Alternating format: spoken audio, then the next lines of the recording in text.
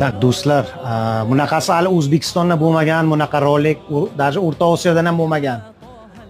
Men ko'p uringanman, ko'p harakat qilganman. Biz musulmon xalqi biladi, mana Ka'ba bor, Makka va Madinada Ka'ba bor. O'sha Ka'bani kim qurgan? Bilasizlarmi? Ko'plaring bilasizlar endi. Ibrohim alayhissalom payg'ambar. Lekin biron joyda adarsam, noto'g'ri gapirsam, oldindan uzr, men dinda uncha emas, hayajondaman, chunki men bu joyga ko'p uringanman, kelishdi. Bugun ro'za Ramazonni nasib qilibdi, men keldim.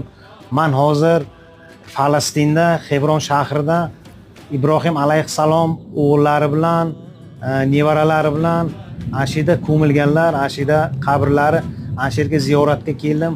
Mana shu orqamda, mana shu joy, mana vaqtida Ibrohim alayhissalom mana shu joyda 400 serebroga sotib olgan ekanlar.